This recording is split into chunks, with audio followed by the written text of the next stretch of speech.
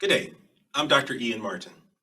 As one of my last acts as president of the Society for Academic Emergency Medicine, I wish to thank you for participating in our virtual 31st annual meeting. We, of course, had hoped to come together as a community of academic emergency physicians this week, but the coronavirus pandemic had other plans for us all. As I conclude my term as your president, I want to thank those who provided me with immeasurable assistance, counsel, and support this year. They include our Society CEO, Megan Shagrin, the entire SAEM staff, the SAEM Board of Directors, my family, and the Medical College of Wisconsin, where I serve as professor and chairman of the Department of Emergency Medicine. I'm grateful for the trust and support you all placed in me this year, a year marked by great success for our society and by the greatest challenges that we as academic emergency physicians may ever face in our careers. In these brief remarks, looking back, I want to take a few moments to highlight some of the things we accomplished together as a society this past year. And I'd of course be remiss not to mention the impact of the COVID-19 pandemic on academic emergency medicine and upon our lives of late. We've made great strides this past year, firmly asserting SAEM as the voice of academic emergency medicine. SAEM now has more than 7,000 members, the largest number in our history. We had a record number of almost 3,300 attendees at our 30th annual meeting last year in Las Vegas, and we were on track to surpass that number at our 2020 meeting in Denver, a meeting that was, of course, canceled due to the pandemic. As a society dedicated to the advancement of emergency medicine education, we expanded SAEM Test, one of our society's most important products and services. This year, 16,000 tests were taken by more than 11,000 students, literally around the world. Advocacy for our members is an important part of SAEM's mission too. During this past year, through a collaboration with other national emergency medicine associations, we effected the changes we wanted on two major issues. First, we, along with other associations, quashed our future involvement in the Association of American Medical Colleges' flawed standardized video interview pilot project. Our opposition was based on ongoing concerns around the validity, value, cost, and bias in the project. Second, we joined with other major associations in getting the Accreditation Council for Graduate Medical Education to reverse its stance regarding the removal of mandated protected time for core faculty members in emergency medicine. SAEM also launched several important initiatives over the past year. The Equity and Inclusion Committee will launch this week. It was created to advance equity, diversity, and inclusion in alignment with SAEM's strategic priorities. Our main journal, Academic Emergency Medicine, launched an initiative to develop clinical practice guidelines that marry findings from existing medical literature and expert consensus. Known as GRACE, or Guidelines for Reasonable and Appropriate Care in the Emergency Department, the initiative will develop guidelines that address a multitude of undifferentiated complaints that can be found on the tracking board of any emergency department in the country. In July of 2019, SAEM addressed the needs of one of our most important constituencies, vice chairs of academic departments of emergency medicine. SAEM created a new interest group for vice chairs as a forum to collaborate, seek advice, share best practices, and network in a number of areas including education, research, clinical operations, faculty affairs, and business strategy. In my inaugural address in Las Vegas, I discussed the need for greater and more impactful research in emergency medicine medical education. To this end, I am delighted that registration will begin this summer for SAEM's new course, Armed Med Ed, or Advanced Research Methodology Evaluation and Design for Medical Education. Armed Med Ed is set to begin in 2021, and it'll build upon our original ARMED course focused on clinical research. The purpose of the Armed Med Ed course is to provide participants who already possess fundamental medical education research knowledge with advanced level skills to design high quality medical education research projects in a mentored environment. Our society also negotiated a long-term contract with our CEO, Megan Shagrin. Long before the pandemic hit, we thought it important to ensure the stability of our organization for years to come. Now that we're in the throes of a pandemic, we're relieved to know that we've ensured the future of the society. But beyond our society's accomplishments this past year were the unforeseen challenges we faced due to COVID-19. Never in the history of our specialty have we faced a crisis that would overwhelm many of our emergency departments, tax our abilities to test and treat patients with diminishing supplies, and risk our lives every day we come to work. Now, while I just use the word work, the reality is that we physicians in academic emergency medicine don't view what we do as work or a job. As I wrote my farewell editorial on SAEM Pulse, what we have is a calling, a magnetic and all-consuming passion to heal. Even when we're off duty, our physician persona is really never far away. The COVID-19 pandemic has put our specialty front and center for all to witness. Our colleagues from other specialties, our families and our friends, our communities, and now the media see and hear of the life-saving difference we emergency physicians are making to the care of patients during this scourge. You and I know we make this difference every minute of every hour of every day, pandemic or not. We emergency physicians have always been the heroes in healthcare. Fortunately, now the rest of the world can see it too. The COVID-19 crisis has also drawn attention to the intersection of emergency medicine and public health. Our emergency departments often provide the first warnings of health crisis in our communities. In addition to treating the sick and the injured, we are advocates for health and disease prevention. As examples, we routinely screen for suicide risk as well as child, spouse, and elder abuse. Our screenings for HIV and hepatitis C help prevent the spread of these diseases in our communities. I'm really excited that one of our keynote speakers, Dr. Lena Nguyen, will be exploring this exact concept in her address, Emergency Physicians and Public Health Providers, the New Pandemicists. Dr. Nguyen is the former health commissioner of the city of Baltimore and has expertise in both emergency medicine and public health. A troubling aspect of the pandemic is who it's affecting. As you're all well aware, the COVID-19 pandemic has disproportionately impacted our nation's communities of color and those who are economically disadvantaged. It has spotlighted racial and health disparities and structural inequities. While this disease knows no racial or ethnic or socioeconomic boundaries, it does exacerbate and highlight the pre-existing racial disparities and inequities in health outcomes. Inequities in income, housing, jobs, and healthcare access all contribute to the racial disparity seen during this pandemic. COVID-19 has raised our awareness of our need to be more vigilant in addressing these inequities. The COVID-19 crisis has tested the disaster plans at our nation's academic medical centers. Disaster preparedness has always been a part of what we do in emergency medicine. As academic emergency medicine physicians, we often help author the plans in place in our institutions.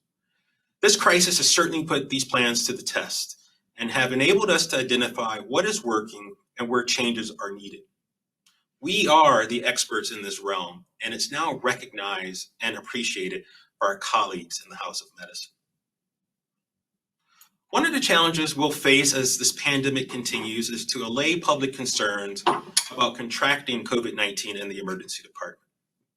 While some of our hospitals in large metropolitan areas have been overrun with COVID-19 patients, hospitals in many other parts of the country have seen dramatic declines in the number of patients seeking emergency care.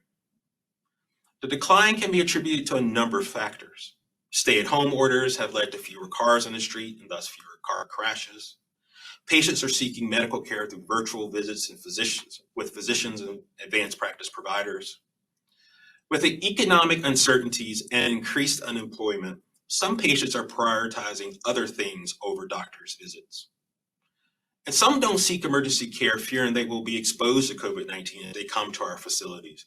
We need to get the word out that we've created an environment in our emergency departments that is safe for everyone.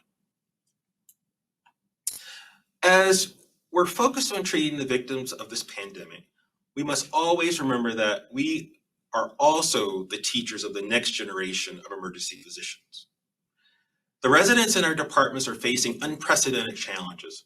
They are developing their skills as physicians while treating patients with a potentially deadly respiratory illness about which much remains unknown. Our approach to medical education has changed during this pandemic. In the future, I hope to see SAEM spawn research into effective alternate methods of teaching during time of pandemic. While many academic medical centers have hibernated research during this scourge, the SAEM Foundation just announced that it will be awarding up to $50,000 in grants of various sizes for COVID-19 related investigative research. And while on the topic of our foundation, this past year, it awarded almost $670,000 in research grants, the highest amount ever. Now, I wish I could promise you that a vaccine for COVID-19 will be developed in the coming months and that mass inoculations will lead to the end of this pandemic. Unfortunately, that's unlikely to happen. We can expect to be dealing with waves of patients stricken with COVID-19 for the next year and perhaps beyond. And as we deal with this crisis, we need to be prepared for the inevitability of faculty, fellow, resident, and staff burnout, the likes of which we've never seen before. COVID-19 is exacting a physical, economical, and importantly, psychological toll on us all. So we need to take care of ourselves and of one another. One thing that the COVID-19 crisis has shown the world is our unconditional commitment to our patients and to our calling. The simplest description of what we do is that we save lives, or at least attempt to.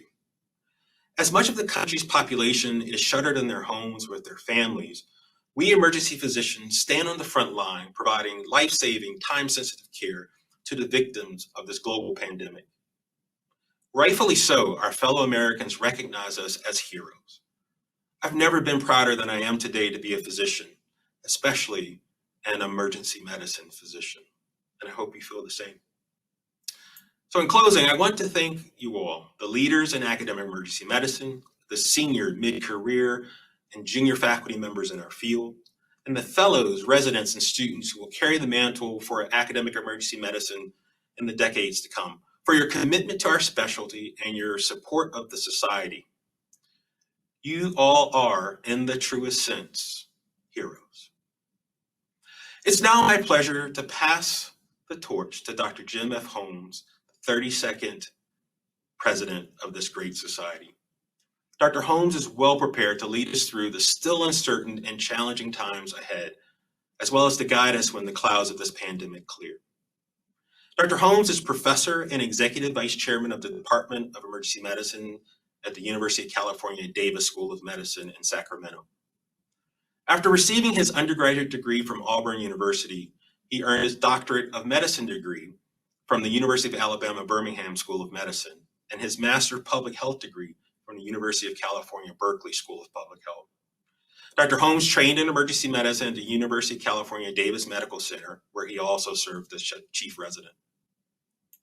His research is focused on the initial evaluation and treatment of injured patients, with a particular emphasis on injured children. Dr. Holmes has additionally worked to advance emergency medicine globally. He has provided guidance for a multinational Asian research study on trauma and supported the training of emergency medicine providers in Vietnam. Dr. Holmes helped start the emergency medicine training program in Fiji, in fact. Finally, Dr. Holmes has devoted much of his career to training junior investigators. He created the UC Davis Emergency Medicine Research Fellowship, which was funded in part by an SAEM institutional research training grant. As a demonstration of his impact as a mentor, 3 of his program's graduates have gone on to receive SAEM's Young Investigator Award. Dr. Holmes also served as co-director of the UC Davis Emergency Medicine K-12 Research Training Program. He is currently director of the UC Davis Clinical and Translational Science Center's KL2 Research Training Program, one of only 2 emergency medicine physicians in such a role. Ladies and gentlemen, I present to you your new president, Dr. Jim Holmes. Thank you very much, Dr. Martin. Good afternoon or morning to all SAEM members and guests attending the SAEM20 virtual meeting. I want to thank everyone for joining in this time of most unusual circumstances. It is my great honor, and I am certainly humbled to be before you. You have to forgive me, as this has been a long journey, and I would like to thank a few individuals. I think back to my first SAEM meeting in May 1996, which quite ironically was in Denver, Colorado, and many people have influenced my career over the last 20 years. First, I would like to thank my parents, who had originally planned to be in Denver before a series of unfortunate events, including COVID, prevented their attendance. Second, I would like to thank my wife, Cindy, and my kids, Caitlin and Audrey. They have been incredibly supportive of my work over the years, and my children actually gave me my current haircut in our backyard just a few days ago. I think we all hope that they go back to school soon. I would like to especially thank Megan Shagrin, our CEO, and the SAEM staff who had to take all the work and planning previously done for an in-person meeting, change gears, and in just 2 short months, put on a virtual meeting. This is something none of us expected, but the staff and our members have done it and done it remarkably well. Some outstanding content awaits you in this virtual meeting. Watch it. The SAEM staff is remarkable. I would have asked you to introduce yourself and meet them when you see them in the hallways and meeting rooms in Denver, but that will have to wait until next year in Atlanta. For now, please just thank them virtually. Finally, I am fortunate to have had great mentorship throughout my career, both within and outside emergency medicine. Mentorship is a key to academic success and perhaps the most important factor. And I must thank Nate Cooperman, who has been an incredible mentor and helped me in many, many ways over the years. I am also fortunate to have served with some really outstanding prior SAEM presidents. I've learned a tremendous amount from all of you and am indebted to you for your leadership and your contributions to our society. I must specifically thank Alan Jones, who as SAEM president-elect called me up and asked me to run for the SAEM board of directors. At the time, I would never have thought to run for the SAEM board. Often people do not view themselves for positions that they could be successful in. Never hesitate to suggest to someone to go after something they would be good for. Encouragement from others is often all that is needed to spur a successful career path. I want to also thank Ian Martin for his leadership this past year. It has been a pleasure watching you advocate for academic emergency medicine. You always sought advice and developed consensus for those difficult decisions. I can only hope to be half as good of a president as you have been. Finally, my sincere thanks goes to all the SAEM board members whom I have worked with over the years. My thanks and respect to all the many providers who have cared for patients during this pandemic. Obviously, some of us have been impacted more than others, but all of our lives have been disrupted in some fashion. We have had numerous healthcare providers get sick with COVID, and unfortunately, some have paid the ultimate price. Our experiences shape who we are as emergency physicians. I am inspired by the care provided by those in New York, New Jersey, Chicago, New Orleans, Los Angeles, Washington, and the many other places significantly impacted by COVID. In too many instances, providers sacrificed their safety for their patients. I was further moved by the commitment made from those who were less impacted. Many centers volunteered physicians to go to the most affected locations to help their colleagues and the patients who need care. SAEM has already convened 2 very successful COVID grand rounds, with providers in New York and New Orleans presenting their experiences, and we will continue to develop pertinent, up-to-date content for our members, not only for COVID, but other important issues as they arise. SAEM continues to grow, and we will not let the current pandemic hinder our mission. We have nearly 7,000 members. The SAEM20 meeting set records for all types of submissions, from didactics to abstracts, and we were on track for the largest SAEM meeting in our history. We will continue our growth. Our staff has worked diligently to ensure an outstanding virtual meeting, as well as continuing our regular services to provide academic emergency physicians a home and a voice. Academic emergency medicine is a community, and SAEM is our home. Because of you, our members, SAEM will advance emergency medicine education, research, advocacy, and professional development. Much like medicine as a whole, academic emergency medicine has challenges ahead.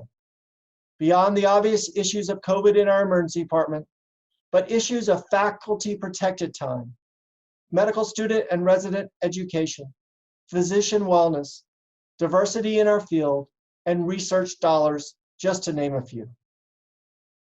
SAEM has and will continue to advocate and help advance our mission and address these issues.